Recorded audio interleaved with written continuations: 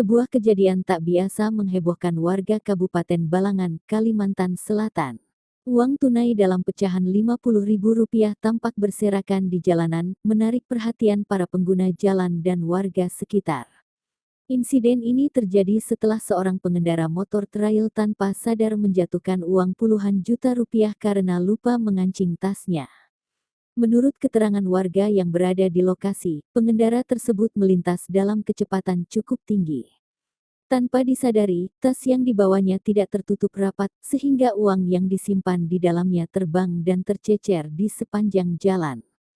Beberapa warga yang melihat kejadian itu segera berinisiatif membantu mengumpulkan uang yang berserakan, meski sempat terjadi kekacauan kecil saat sebagian warga mendadak berhenti untuk melihat dan merekam peristiwa tersebut.